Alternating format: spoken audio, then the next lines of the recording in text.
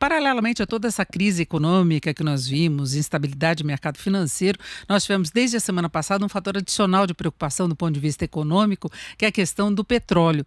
E é sobre isso que nós vamos conversar agora com Adriano Pires Rodrigues, que é diretor do Centro Brasileiro de Infraestrutura. Professor Adriano, boa tarde. Boa tarde, Denise. É um prazer falar com você da Jovem Pan. Bom, foi uma atitude inesperada da Arábia Saudita, pelo menos inesperável, porque ela veio na contramão dos próprios interesses da Arábia Saudita. Ela aumentou a oferta no momento de queda da demanda, os preços caíram e, em vez de se comemorar, como muitos gostariam, porque cai o preço de combustível, como aliás caiu no Brasil nas refinarias na sexta, houve uma preocupação geral com relação à receita dos governos, às empresas que operam no setor, todo o emprego e investimento que isso gera, e é uma situação que ainda está meio aberto, não é? Está totalmente aberto ainda. Ninguém sabe qual é o novo patamar de preço de petróleo no mundo, né? Hoje, para você ter uma ideia, né, o petróleo está sendo vendido abaixo dos $30, né? É um preço muito baixo, né? E agora, essa história da confusão da Arábia Saudita com a Rússia, quer dizer, não era previsível, né, a ação da Arábia Saudita, né? Mas aquilo já vinha também caminhando para uma situação de crise, né? Lembra que desde o final do ano passado a economia mundial está em desaceleração, né? Isso significa preços de barril mais baixos, né? Aí veio o coronavírus, turbinou a crise, né? E com isso a Arábia Saudita tentou um acordo com a Rússia, né?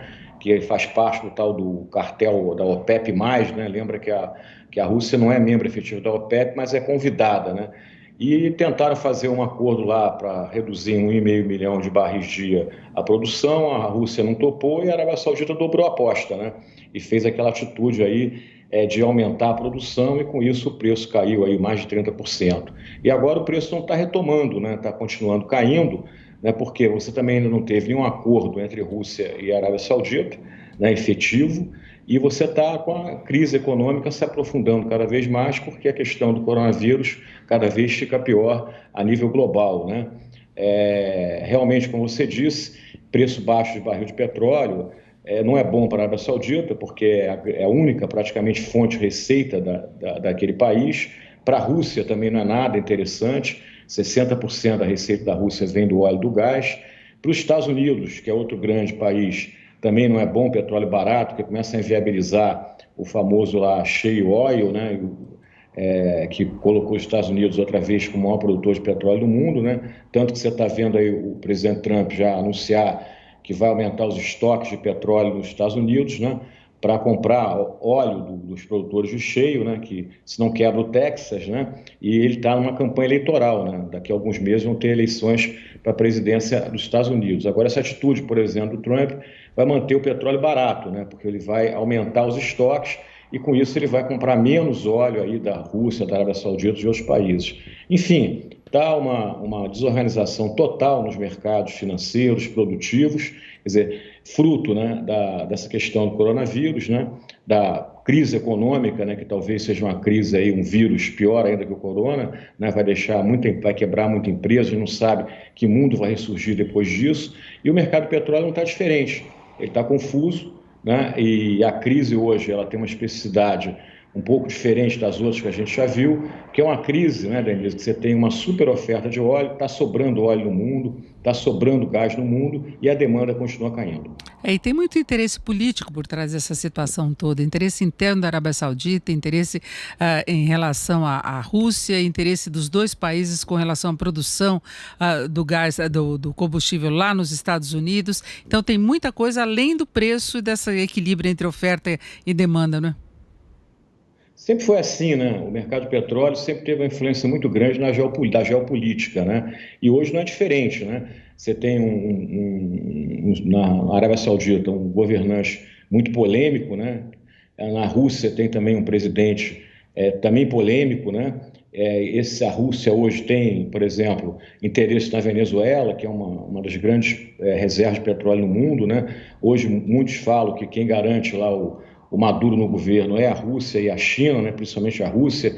A Rosneft, que é uma grande empresa de petróleo russa, tem uma produção grande lá na Venezuela. Semanas antes dessa confusão de Rússia e Arábia Saudita, o secretário americano acusou lá arroz, né, de estar produzindo, exportando muito petróleo da Venezuela, e com isso o Maduro estava seguro lá na presidência da República. Enfim, a questão política faz parte, né, dessa história do petróleo. É isso, nós conversamos com o diretor do Centro Brasileiro de Infraestrutura e nós estamos vendo, aliás, eu queria saber se essa questão dos combustíveis aqui no Brasil, professor Adriano, pode ser resolvida, porque logo no começo da nossa entrevista eu citei o corte de preços que houve nas refinarias na sexta e nós estamos vendo daquela polêmica toda com tributação dos estados, tributação do governo federal. Olha, eu acho que você vai pelo andar da carruagem.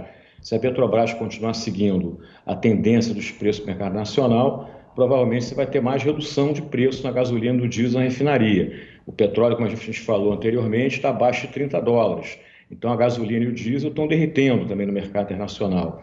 Isso para o Brasil tem alguns efeitos, né? Os negativos são estados e municípios vão perder, estados principalmente vão perder receita.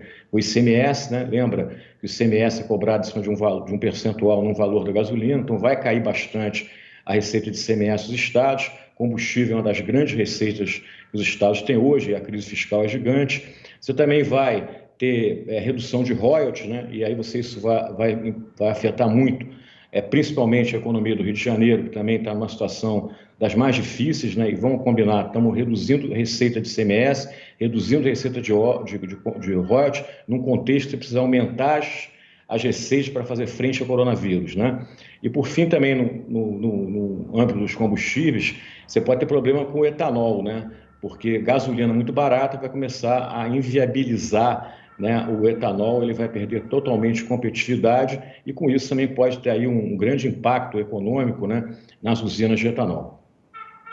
Com Adriano Pires Rodrigues, que é diretor do Centro Brasileiro de Infraestrutura. Professor Adriano, muito obrigada, uma boa tarde. Obrigado, Enise. Sempre um prazer falar com você, Jovem Pan. Estamos sempre à disposição. Uma boa semana, né? Se a gente pode falar isso para todos. É difícil, né? Mas muito obrigada.